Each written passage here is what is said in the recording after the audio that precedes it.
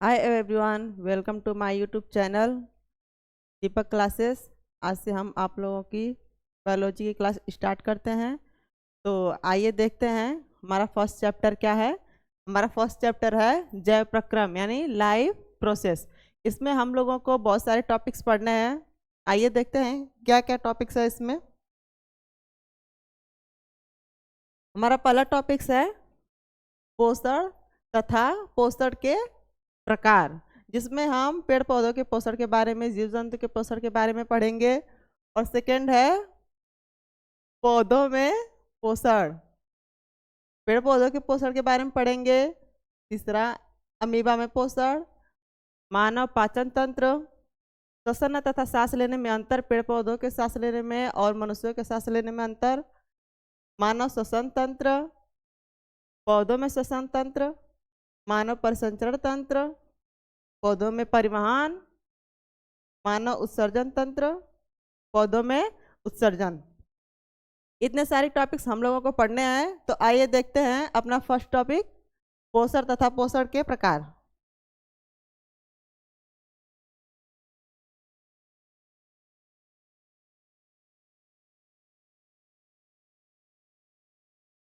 जैव प्रक्रम वे सभी प्रक्रम जो सम्मिलित रूप से अनुरक्षण का कार्य करते हैं।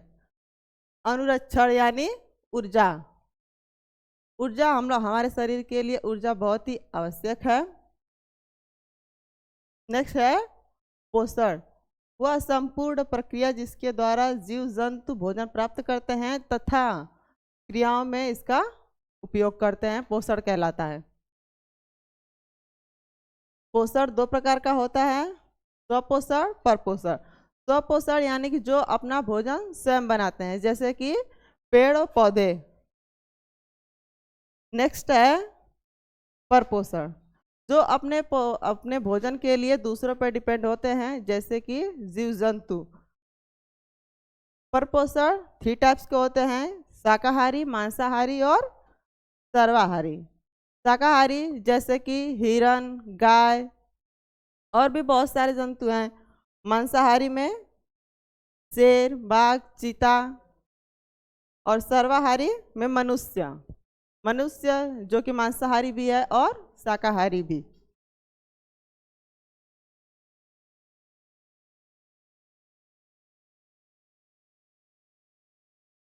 नेक्स्ट है परपोषी पोषण के प्रकार।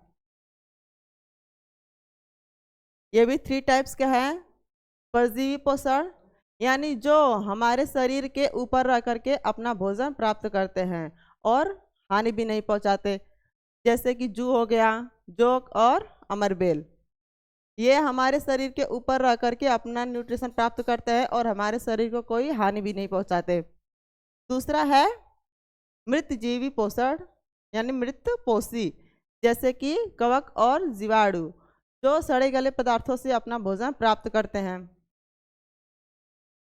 और थर्ड है प्राणिसम पोषण यानी पूर्ण जातवंतिक, जैसे हो गया अमीबा और मनुष्य।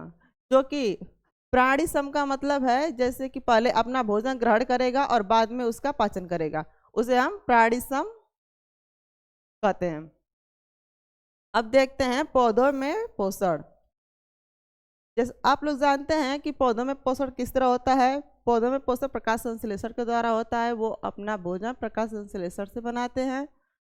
प्रकाश संश्लेषण की क्रिया में सौर ऊर्जा का रासायनिक ऊर्जा में परिवर्तन, सौर ऊर्जा का रासायनिक ऊर्जा में परिवर्तन होना ही प्रकाश संश्लेषण कहलाता है।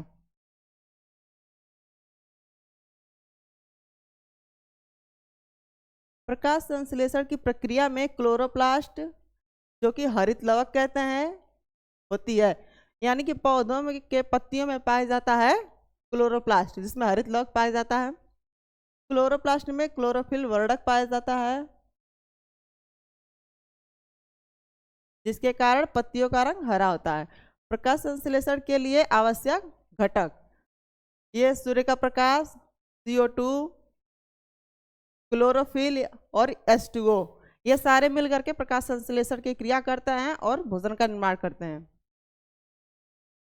प्रकाश संश्लेषण की क्रिया में हरे पौधे वायुमंडल से CO2 और मृदा से जल, पत्ती में उपस्थित वर्णक यानी क्लोरोप्लास्ट की सहायता से अपने भोजन का निर्माण करते हैं और साथ ही ऑक्सीजन गैस बाहर निकालते हैं।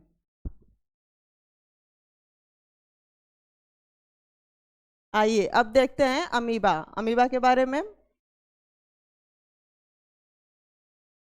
अमीबा में पाचन, अंतर ग्रहण, जैसे ही अमीबा के पास भोजन आता है तो वो उसे ग्रहण कर लेता है। जैसे ये हो गया अमीबा न्यूक्लियस और ये हो गया उसका भोजन।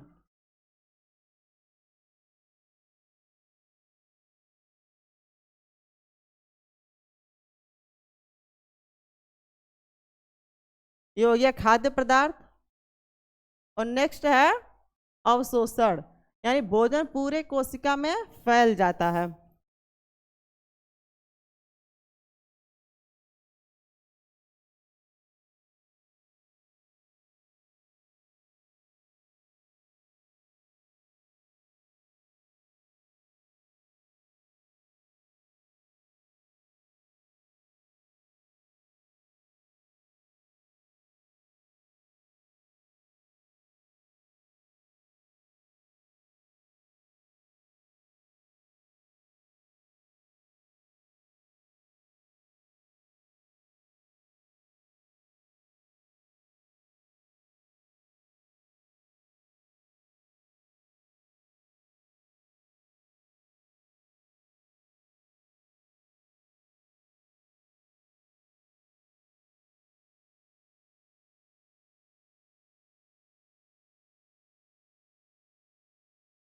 या अवशोषण यानी कि भोजन पूरे कोशिका में फैल जाता है। जैसा कि आप लोग देख रहे हैं, ये अमीबा है न्यूक्लियस और ये उसका खाद्य पदार्थ। स्वांगीकरण वृद्धि करता है। अमीबा अपना भोजन ग्रहण करके खुद की वृद्धि करता है और बहिर्शोषण किसी भी पार्ट से बट करके अवशिष्ट पदार्थ को बाहर निकाल देगा।